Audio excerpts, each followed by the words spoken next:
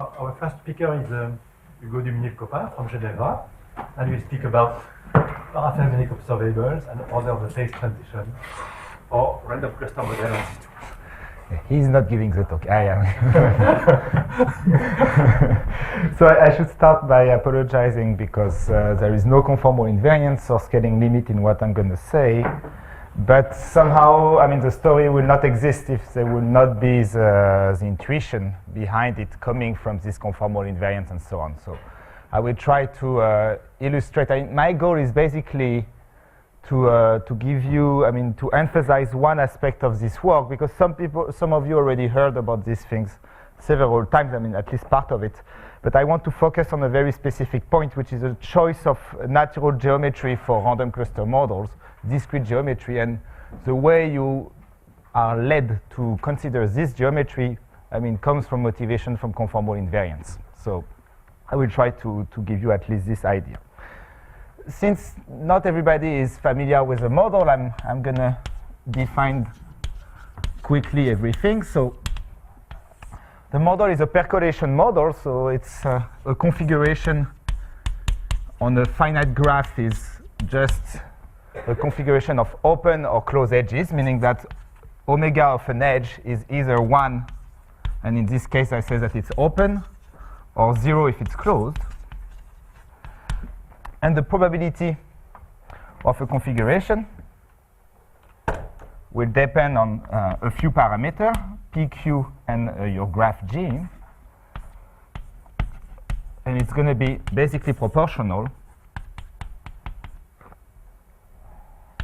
to P to the number of open edges, 1 minus P to the number of closed edges, and Q to the number of clusters, meaning connected component of your graph. Okay? And in fact, because, I mean, you see for Q equal 1, you recover the Bernoulli percolation, but for Q not equal to 1, Q a priori could be any positive number. P is an element between 0 and 1. For Q equal 1, you get Bernoulli percolation. It's completely independent. For Q not equal to 1, you have dependency due to this number of connected components that you need to count. And so usually what you do in this case is that you define boundary conditions. So the boundary conditions, Xi is going to be a partition of the boundary vertices. And it's going to tell you how you count clusters. So basically, you are not going to count clusters of omega, but cluster of omega Xi. And omega Xi is what? Is a graph that you obtain when you identify vertices that are in the same element of your partition on the boundary. So for instance, here, I could decide all these guys are in the same partition, and the independent guys here, I mean, are in a different partition. So when I count clusters, I would count anyway any cluster touching this part as one cluster. Okay? So this is a boundary condition. If you didn't get what it is, it's not going to be so important. Okay? It's going to be at some point a little bit subtle, but no real big deal there. So this is a model. It's a generalization of the Bernoulli percolation model. And it's defined a priori in finite volume, okay? Because I need to count the number of open edges, the number of closed edges. If I do that directly in infinite volume, I have a problem. But you can easily define infinite volume measures from these measures by just taking G to be bigger and bigger and to go up to the whole lattice, okay? So you can define infinite volume measures, so measures that are infinite volume measures that are defined directly on Z2, and generically I will call them phi PQ. So that's an infinite volume measure of parameter P and Q. A priori, they may be much more than one, okay? But the way you can define it, if you are not convinced that it exists, you can just take a weak limit of sequence of measures like that for G being, say, the box of size n. Let n tends to infinity, you can extract subsequential limits. It gives you a measure. You can call this an infinite volume measure for the model. I have no time to really describe what I'm going to do with that. But the important fact is the following, is that there is a phase transition in this model, an order-disorder phase transition.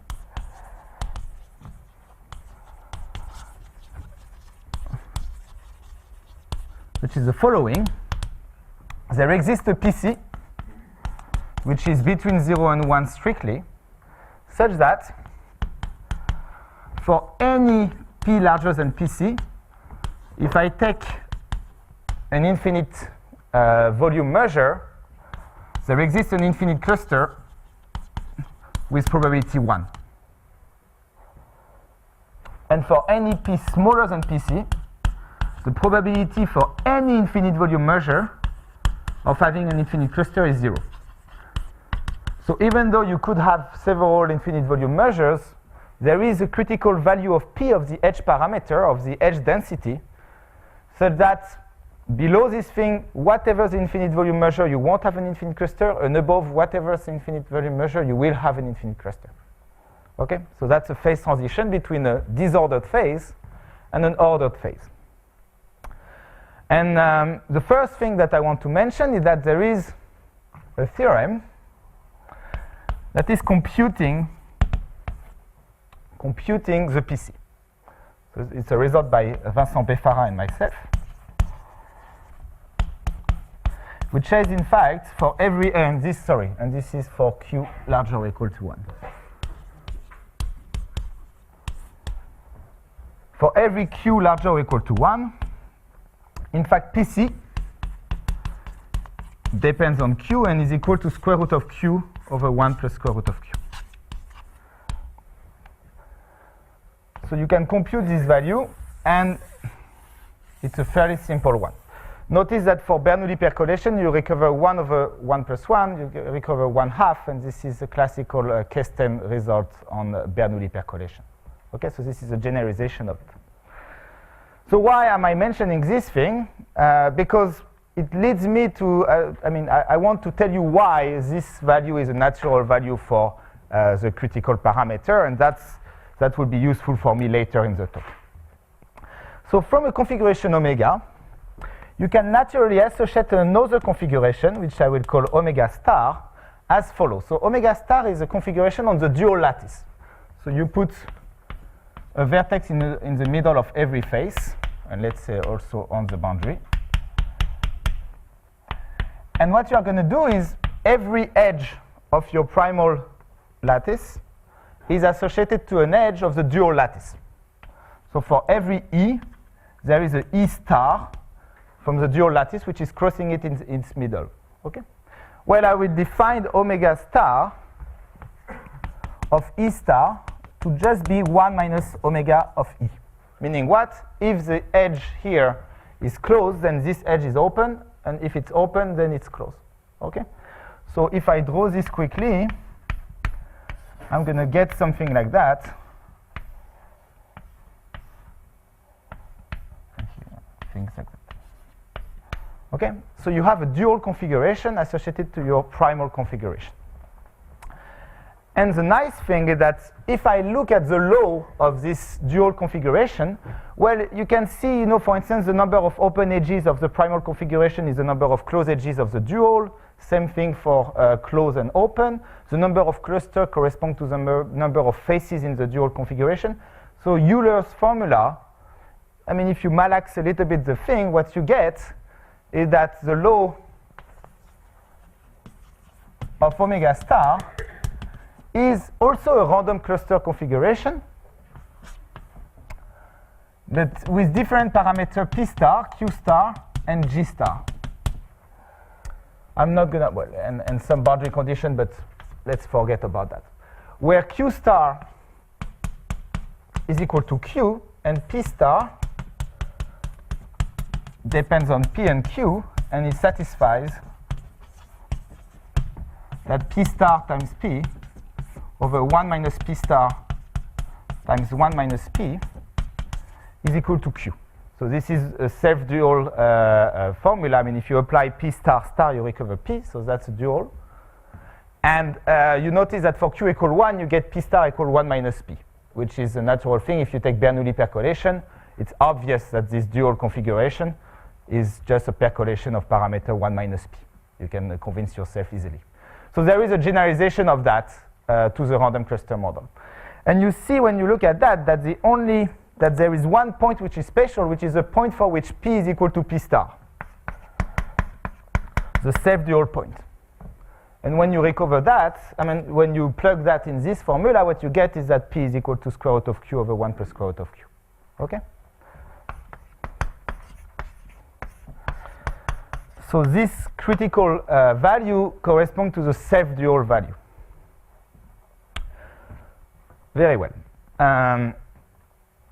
So of course, I mean, proving that this self-dual value is the critical point requires some work. I mean, I'm going to prove part of it later in the talk, but I just wanted to tell you a little bit about why this should be the right value.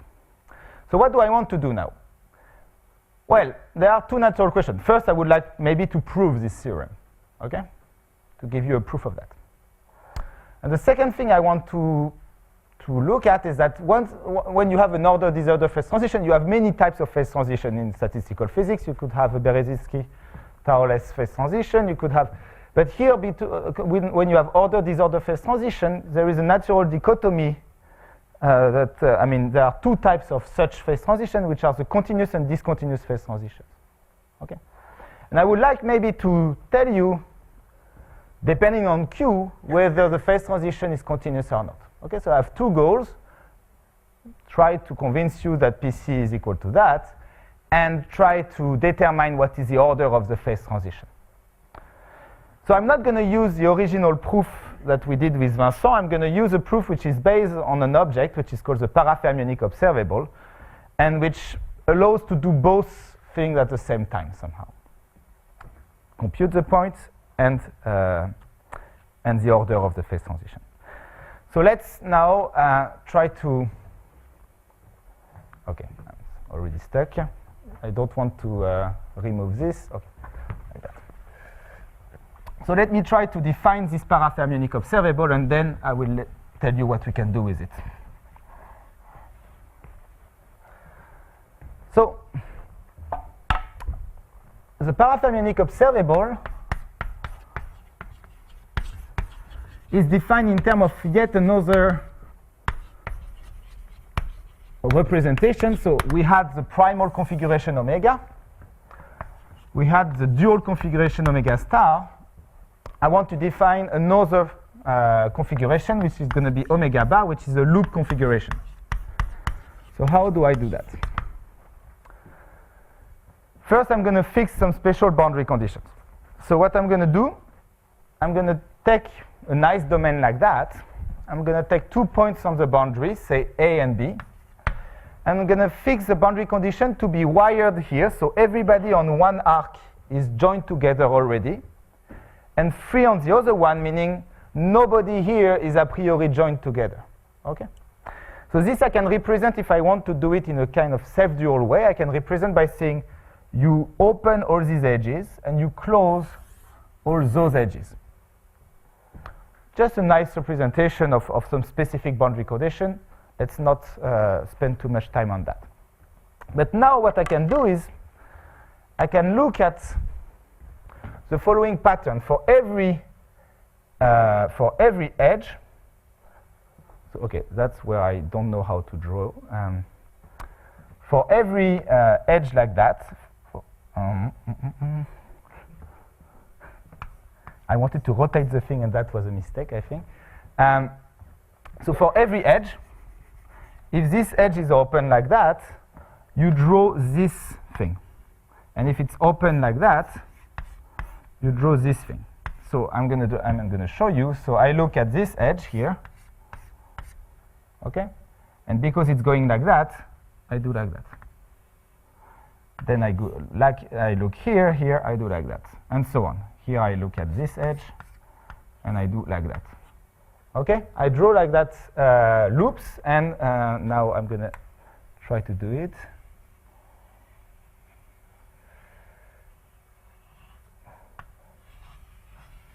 It's amazing that I'm doing this for 6 years, and I'm still completely unable to do it. But it's okay. So you draw things like that, and you get a family of loops, which in fact lie on, if you think about it, they lie on what we call the medial lattice. So if you have your primal lattice like that, you draw a lattice with, the vertices are the middle of the edges, and you connect nearest neighbors. So you can see this family of loop as a loop family on this medial lattice. So from omega and omega star, you get a loop configuration omega bar. And in fact, if you look at the distribution of this loop configuration, you obtain that the law is the following. The probability of a configuration is proportional to x to the number of open edges times the square root of q to the number of loops in my configuration, where x is equal to p over 1 minus p square root of q.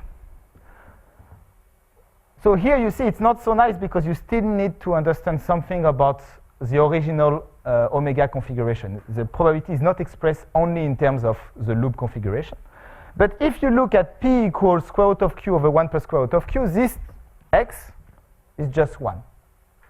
Okay, so at the self-dual point, somehow the law of your loop configuration is much nicer. It's just expressed in terms of the number of loops. It's going to be just square root of q to the number of loops in your loop configuration. Okay. Notice that, in fact, I lied to you. It's not really a loop configuration, right? There are loops, but there is one interface going from this point to this point. Okay, so sometimes this boundary condition that we call Dobrushin boundary conditions are also called by physicists domain wall boundary condition because you have a domain wall here between two phases with loops. Okay. So I have an interface here that I will call gamma of omega. So what do I do with that?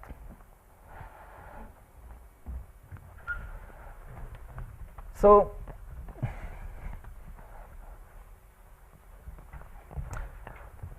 this exploration path, in fact, if you look in terms of scaling limit, it will converge to an SLE, but I'm not going to use that at all. I'm just going to define an observable from this gamma of omega. So let's define first the winding of an edge E. So imagine I am here on the medial lattice. So I'm passing through this edge. Let's call it E. The winding of my curve is a number of left turn minus the number of right turns times pi over 2 when I go from there to the end. Okay, so I count pi over 2 times the number of left minus number of right turns when going from E to the end point. Okay? So it's a quantity proportional to pi over 2. And from this quantity, I can define what we call the parafermionic observable.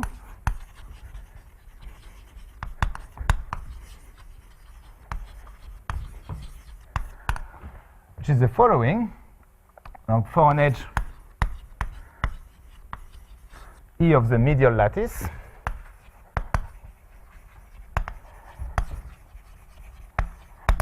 you define the observable at the edge E. So it's going to depend on the edge E, on P, on Q, on G, and on the points A and B. And it's going to be the average. So this is just to say that I'm taking the specific Dobrushin boundary conditions. The average of what? Basically of the probability that, basically the probability that the edge is on my exploration path. Okay? But I'm going to add an additional E to the I sigma times the winding of the edge, where sigma satisfies that the sine of sigma pi over 2 is equal to square root of q over 2. So it's a little bit strange when you first see it, but since I guess almost everybody already saw it, I'm not going to comment too much about that. Once again, I want to focus on another aspect of this work. Okay, so it's kind of, you are looking at the probability of belonging to your path, but you twist it by a winding angle. So what do you earn by doing that? Well, you earn a very specific property, which is the following. So this observable was introduced by many people and rediscovered by Cardy and Smirnov independently. But what happened is that Stas Smirnov used this for Q equal 2 to prove conformal invariance. But what I'm going to use is something that we know how to prove for every Q, which is the following theorem, which is that at P equal PC,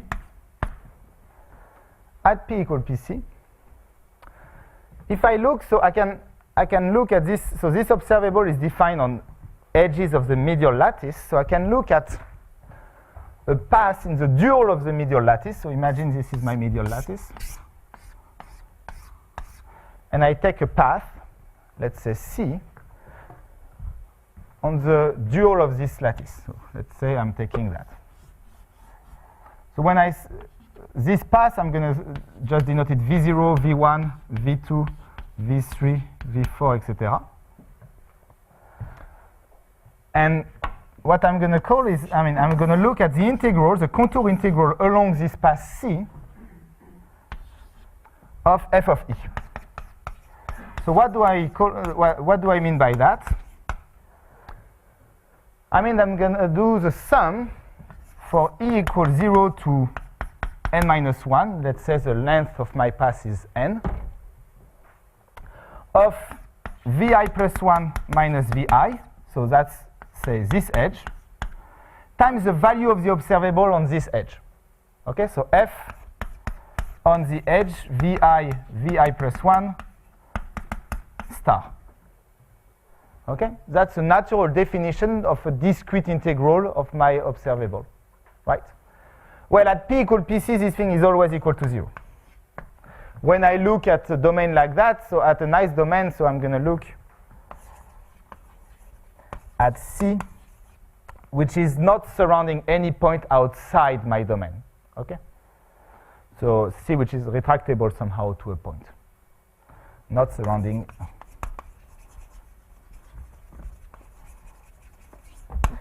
X not in G.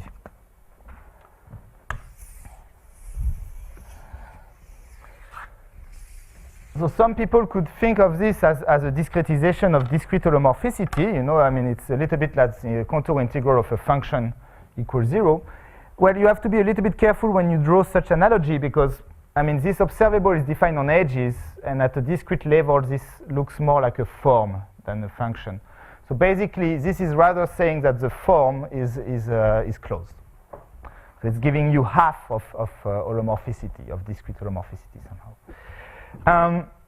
The proof of that is basically based on the fact that at P equal PC, you have a very nice formula for the probability of a configuration.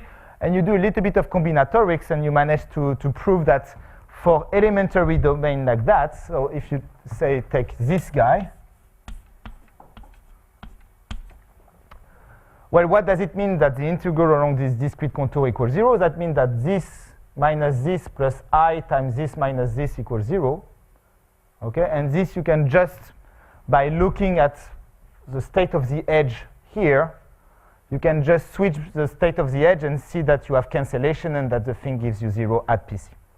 That's not the that's not the main point of my talk, so I'm not going to prove that. Okay, so you take this observable, a little bit weirdly defined observable, and it satisfies at this value, which maybe I should not call PC yet. Let's say I don't know it's PC. But I can, at the self-dual point, I have that the contour integral equals 0. So all of this, once again, many of you already heard. So that was basically what you already knew. Now I'm going to try to tell you how you can use that and what is new. Are there questions? No, everybody is still sleeping. Good. Well, it's better that time.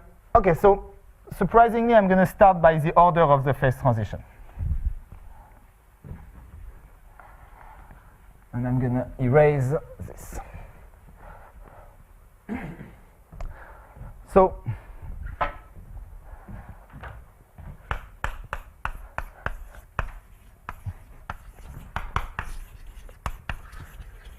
first, maybe I should tell you what do I mean by order of the phase transition.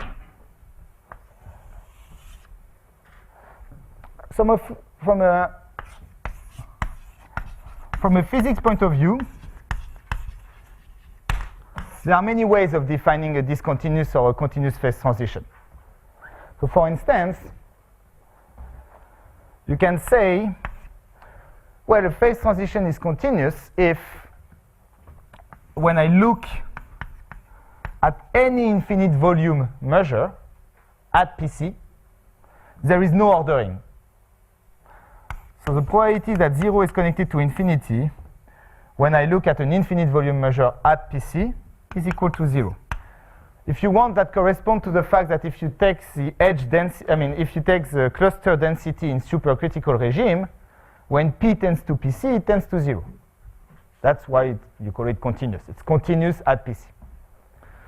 There is a second property, which is there is a unique infinite volume measure at criticality. This is another thing that some physicists would call there is no coexistence between different states at criticality. So unique infinite volume measure at PC.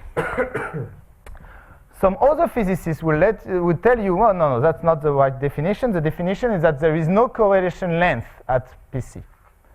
Meaning, if you look at the limit when n tends to infinity of -1/n log of the probability that 0 is connected to the boundary of the box, so probability of being connected to distance n, doesn't decay exponentially fast. That's another definition of continuity. And there is a last one, which is maybe more probabilistic, or more geometric, say, which is that there is basically no, there is some kind of a scale invariance at criticality. And I'm going to do it like that. I'm going to say that for every rho positive, there exists a constant C, which depends on rho only, such that whatever the boundary condition psi and whatever n, when I look at PC with some boundary psi, when I look at the probability for a box to have an open path from left to right, like that, so this is a box of size rho n times n, and let's say that here I do distance n. This thing doesn't tend to 1 and doesn't tend to 0 when n tends to infinity.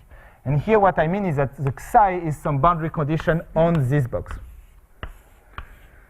So this can look weird to you as a property, and I'm going to just tell you that it is weird. It is the equivalent of the Rousseau-Seymour-Welch theorem for Bernoulli percolation. So if you know the Rousseau-Seymour-Welch theorem, just think this is a natural generalization. The difference is that you put some you need to be uniform in boundary condition as well. If you never saw the Rousseau-Seymour-Welch theorem, you can just forget about this thing. Okay. So you have 4 definitions like that, which are a priori different, and for some models they are completely different. But there is a theorem due to myself, to Tassion, Vincent in the room, and to Sidoravicius, which is probably in a plane, but not here.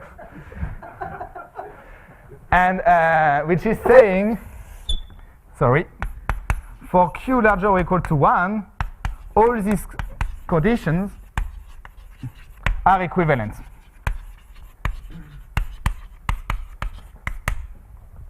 So either they are all satisfied or they are not. So they are basically indeed the same definition. And you see that, you can guess maybe that they are not as strong. This one is basically the simplest to prove. This one is the hardest to prove, but this one is the most useful once you want to prove things at criticality. So this was a detour because it doesn't invoke at all the parafermionic observable at this point. This is completely, I mean, it's a renormalization on this type of quantities. And so there is absolutely nothing to do with the parafermionic observables. But at the same time, it doesn't tell you whether the phase transition is continuous or not. It's just saying all these things are equivalent. Okay? So now what I want to do is basically tell you that the parafermionic observable enables you to decide when it's continuous or discontinuous. So when all these conditions are satisfied or when they are not satisfied. Well, it was, I mean, we don't know how to do everything, but at least I'm going to give you a few ideas. So we need to decide how the parafermionic observable can, I mean, tell you which type of phase transition it is. And if you see, first, I mean, maybe there is a question that you ask yourself is why is it called a parafermionic observable, right? So for Q smaller than 4, you can see that the sigma that I defined, since I was satisfying sign of sigma pi over 2 equals square root of Q over 2, it belongs to R. And in this case, you can see this as a spin for some particle. And the thing is that for Q equal 2, you get sigma equal 1/2, you get a fermion, and the Ising model is actually associated to, I mean, coupled to the Q equal 2 random cluster model. So there you see, okay, maybe the interpretation of this sigma is as a spin. And since it's not a priori 1/2 for the other value or an integer, that's why we call it parafermionic observable. But for Q smaller or equal to 4, it's in a real number. For Q larger than 4, it's not even a real number. Sigma belongs to 1 plus I times R.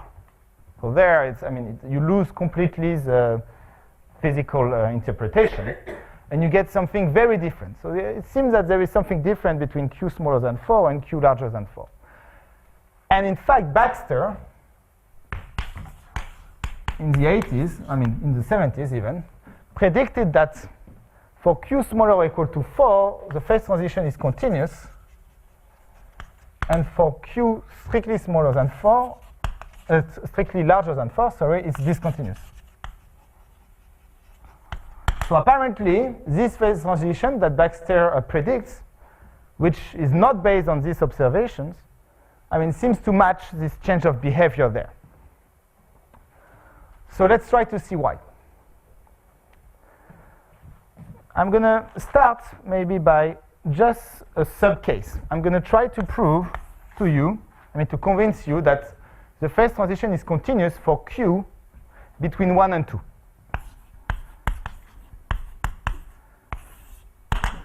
Okay? So I want to prove one of these properties. I want to say it's continuous, so I want to prove one of these properties, and I'm going to prove this one, the third one. The fact that correlations do not decay exponentially fast. So what do I have? I mean, I basically only have this property, right? I know that the integral of my observable equals 0. So what can I do with that? Well, I can wake up early and draw that. So for people who thought they could write everything I would be writing, sorry. So I can look at the following domain. So I look at the domain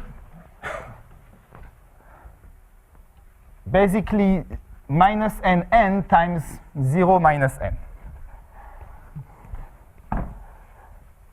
So I look at this thing.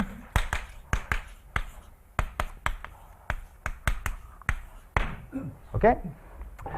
And I'm going to use the fact that the integral along the contour, which is going around the domain, equals 0. Okay? So I write that.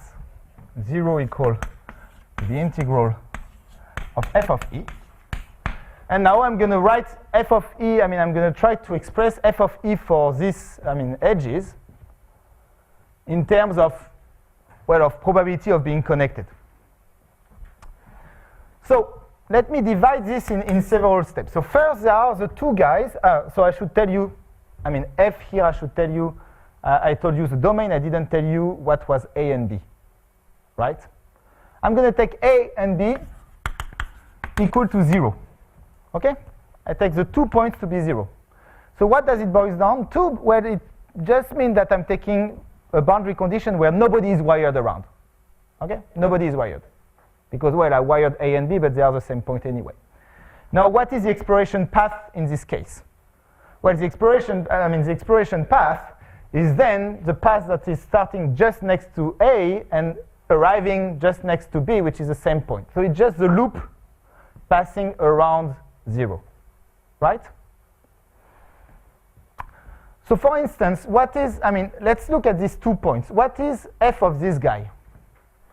Well, the loop going around 0 goes through this point. There is no choice, okay? Now the winding between this edge and this edge is 0. You don't need to do any turn, right? So the observable here is just 1. It's equal to 1. Now this guy. Well, this guy also, the path is necessarily going through this thing, so the indicator is 1. But now the winding of the curve is a little bit more complicated to define. Because maybe the curve is doing like that. It's doing 2 right turns.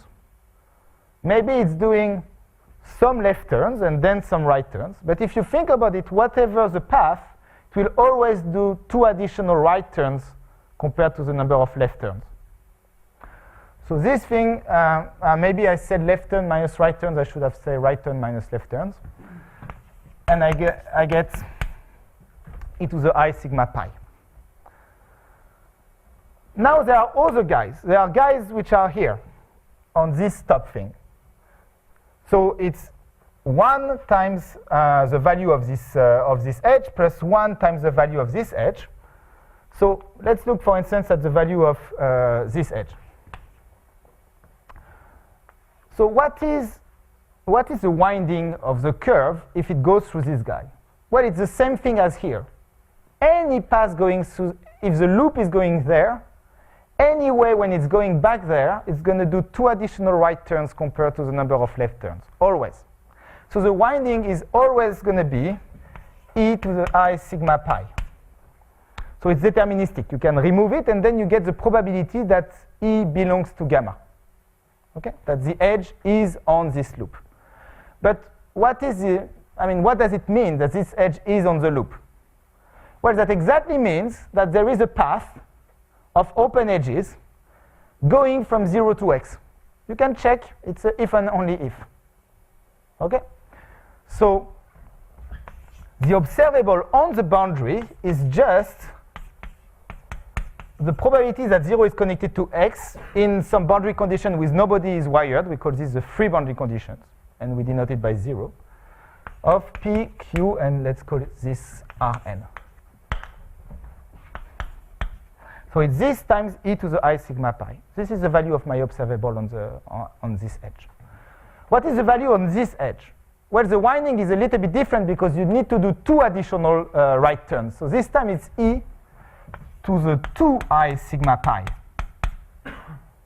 right? But then the probability of belonging to the loop is the same as here, so it's still the probability that 0 is connected to x, right?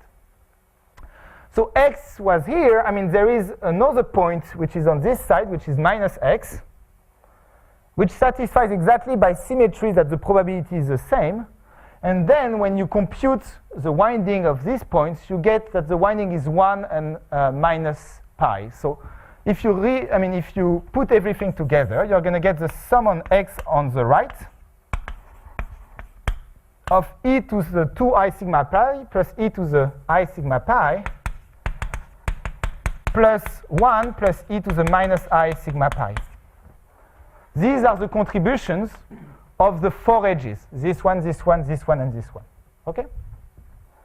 Everybody is lost. No? That's okay? Okay, good. Well, so this is telling me what is the integral along this path. Now I have everything, I have everybody else, right? So I need to put plus the sum on the remainder of f of e. Okay. But notice, for instance, here that f of e, well, it's maybe, I can compute it always in terms of the probability that this guy is connected to the vertex which is next to it. In fact, even if I don't want to compute it, vi plus 1 minus vi is just in absolute value 1, and the winding term is always going to be in absolute value smaller than 1. So f of e is always smaller or equal to the probability that 0 is connected to x in absolute value. Okay? So this quantity here, if I take the absolute value, I mean the modulus, sorry, it's going to be smaller or equal to the sum for x not on the top of phi pc q rn 0 of 0 connected to x. Okay? Except that I have 2 guys for each vertex, so I get an additional 2 here. So in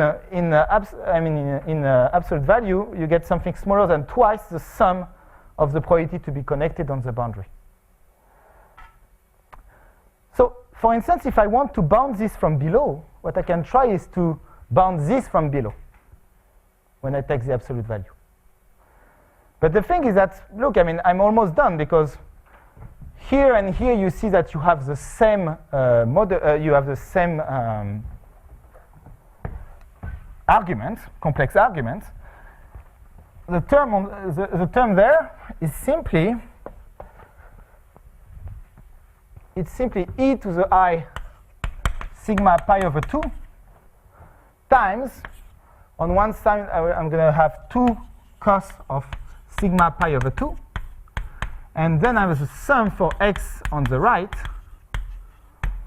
of something like sine of 2 pi sigma over sine of pi over 2 sigma times the probability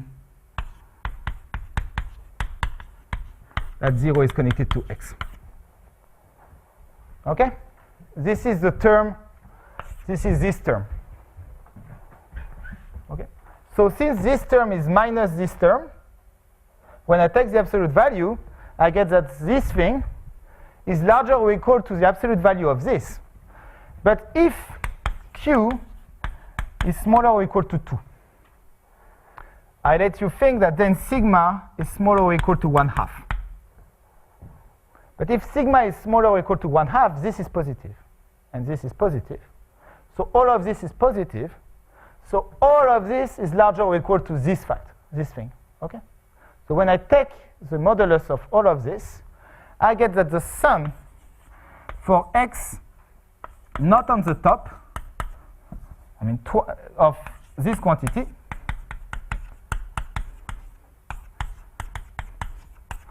is always larger or equal to cos of sigma pi over 2. So I have a bound which is uniform in the size on the probability, on the expected number of points on this part, so at distance n, connected to 0. Okay? So why is it good? Because here, in fact, you can check fairly easily, when you know a little bit about the random cluster model, that this quantity, here you can remove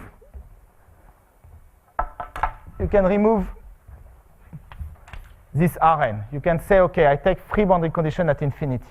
So this is saying that the expected number of points at distance n of me, connected to me, is larger or equal to cos sigma pi over 2. So if I sum over n, I get that the expected number of points connected to me is infinite. So it cannot decay exponentially fast. In particular, the probability of being connected to distance n cannot decay exponentially fast. Okay, well, I know it's a little bit fast, but it's a 1 hour talk. So, but basically what I'm saying is that this geometry, like that,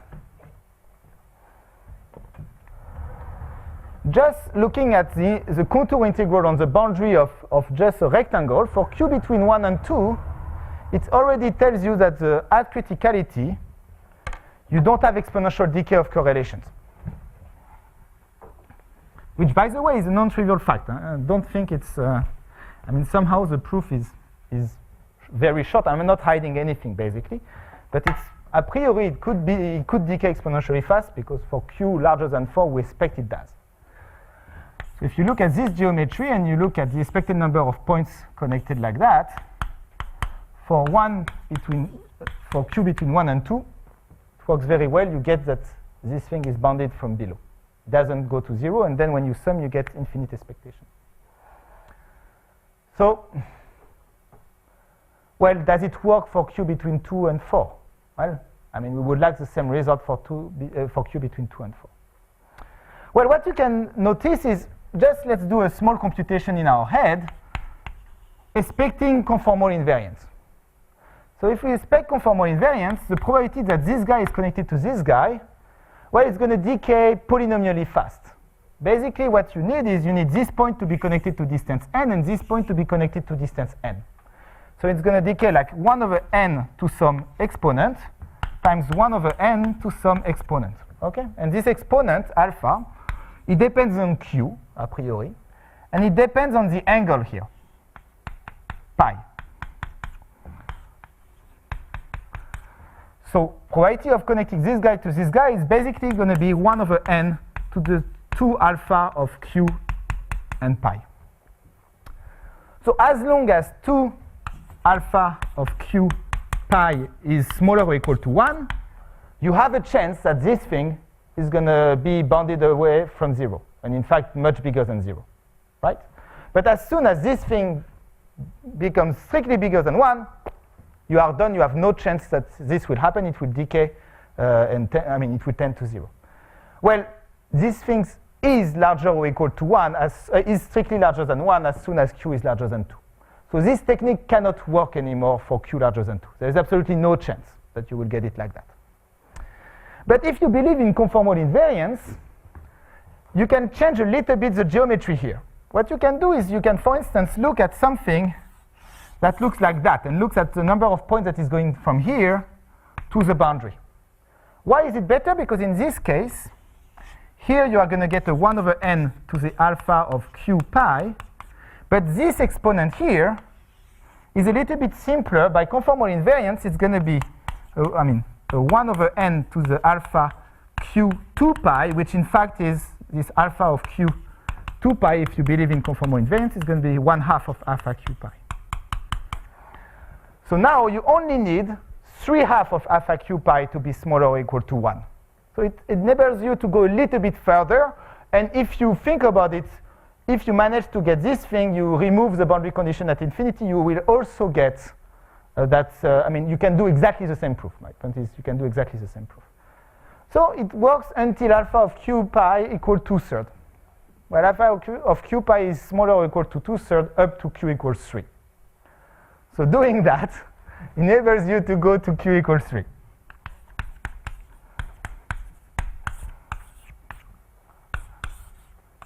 Okay, but let's not be so scared. I mean, maybe we are not scared. I was scared, but I was blocked there for a long time until I thought, well, there is no reason I should stay planar. I can open the thing more. I can look at even the universal cover somehow. I can look at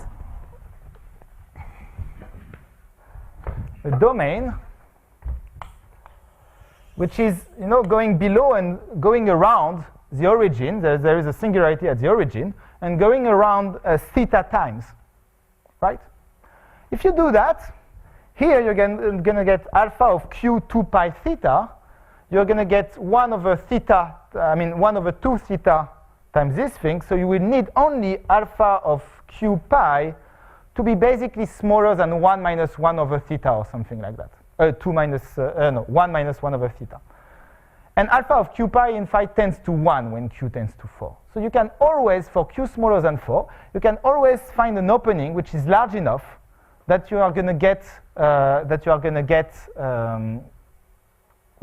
this thing is going to work. What you pay is that you are not in a planar geometry anymore. You are on a surface which has a logarithmic singularity at 0 somehow. And so you need to bootstrap the information from this weird geometry to the plane.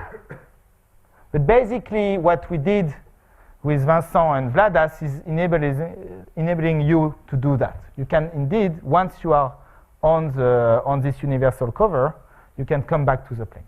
For q equal 4, you need in fact to go really to the universal cover. So you are not going to do finitely many turns. You are going to go up to infinity in both sides. Okay. I'm not going to do the proof, but once again, what I wanted to highlight is the fact that basically you are going to always look at contour integrals, but on this geometry, which is slightly different. And I think this geometry should be studied a little bit more, because there is also now, you can ask what is happening for Q larger than 4. What is happening then? So the observable, as I said, the sigma is very different. It's I plus, it's 1 plus IR. So when you look at f of E, when you look at f of E, you get what? You get e to the I times the winding times expectation,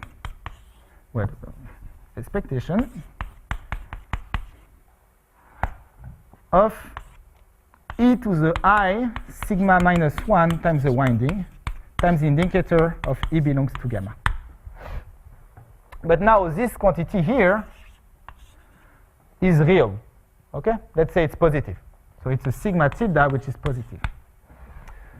So if I look in the universal cover, and let's say I look at a circuit which is starting at a boundary which is starting n layers below my point 0 and going up n layers above.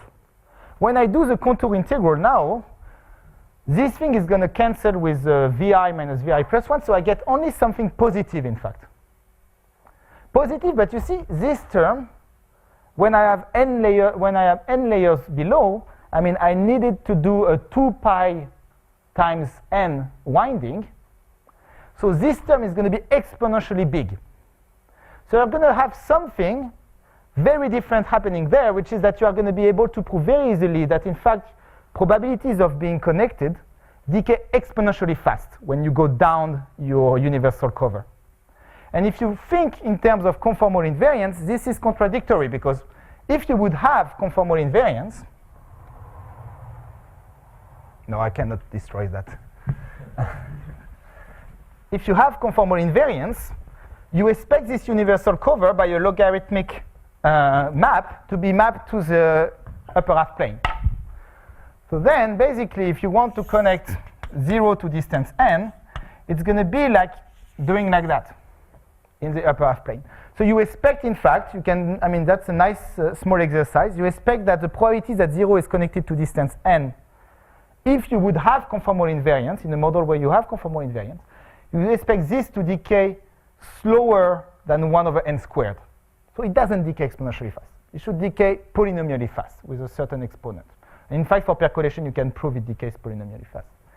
So somehow what you want to say is that this, for Q bigger than 4, the observable should tell you that there is something which is not conformally invariant, that the only possible thing is that it is discontinuous.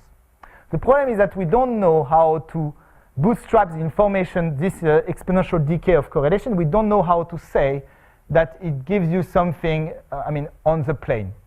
How do you deduce from this strange geometry something on the plane? And this is not problematic, which is isolated to the random cluster model. For instance, if you would know how to do similar things for self-avoiding walks, you could get bounds on critical exponents and things like that. So, I'm going to basically conclude now that, because I wanted to tell you about a new proof of PC just based on the observable, but I'm going to rush, it's not going to be worth it. But what I want really to highlight is that conformal invariance gives you a hint of what is the geometry you should look at, even if you are working in a lattice model. We are not, there is no conformal maps anywhere, but you are not restricted to the plane. You can work on discrete Riemann surfaces somehow. And it provides you interesting information, but somehow it's very difficult to, we know basically nothing.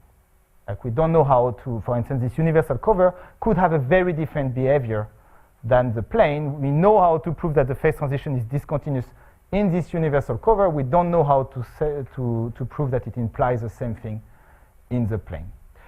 This contour, so that's the first point I wanted to make. The second point is here, I took a very nice domain. I could take a domain like that, let's say I'm for q smaller than 2, I could take a domain like that. So 0, and I take this domain. So I take whatever domain like that here. I don't take a nice part of a rectangle. Then you are going to also have that the expected number of points connected to here in this domain is larger or equal to a certain constant. And this is a very useful observation. It has several implications for the people who already saw the new proof of exponential decay for Bernoulli percolation. This is exactly what you need to have the same condition for random cluster models. So basically, it allows you to prove a PC equals square root of q over 1 plus square root of q for random cluster model without using Rousseau-Seymour-Wash, for instance. It also enables you to get bounds on the 4-arm exponents. And my guess, our guess, is that probably it enables you to prove that, for instance, for q smaller than 4, if you have a scaling limit, you expect you have a scaling limit because it should be conformally invariant, then if you have one, it has to be the loops have to be non-simple. They have to be self-touching. So this, I think, we can prove. So we don't know how to prove conformal invariance, but we still can prove things that is, it is slightly delicate. There is no reason a priori you could prove this type of things. Also, for q equal 4, you have a different behavior because you need to go to infinity instead of, doing only finitely many covers. And the q equal 4 model has a different behavior in many aspects. The curves are, the loops are simple and so on and so on. So here as well, we feel like there should be something to do there, that we should be able to say that q equal 4 is has indeed something different happening and has a different behavior. All of this from just the observation that contour integrals are equal to 0. That's the only observation that we are making. It's much weaker than full conformal invariance, but still you can say a few things on the model. Well, thank you very much.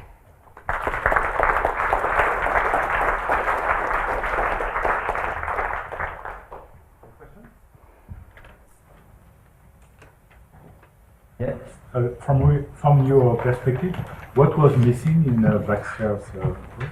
So basically, from my point of view, it works a little bit like that. So here you have half of conformal invariance, half of discrete holomorphism. I'm going to draw a parallel. After I will tell you what is missing there. You have half of conformal invariance, but of discrete holomorphism. Nobody believes you don't have the other half. So you just say you have the other half, and then you have the prediction you want. So it's basically what he's doing in his work. First, for q smaller than 4, it doesn't even have that, but indeed for q larger than 4, he can do a few things about the free energy and so on. But he's always assuming that the leading eigenvalues are not crossing each other, that they are well behaved and so on, which this basically you cannot prove without knowing exponential decay. But if you already know exponential decay, you already know that the phase transition is discontinuous. So it's kind of, the snake is a little bit, I would say that, for instance, what it does is probably really giving you rigorously something like, and I'm a little bit cheating, but something like, if you have exponential decay, then the rate of exponential decay is this thing. So that's what it does. And it's very useful. And we are trying to make these things rigorous these days because it's not, there are not so much missing, but somehow from a probabilistic point of view, there is exactly what you need, which is missing, which is justification that it is indeed discontinuous. So that's the point.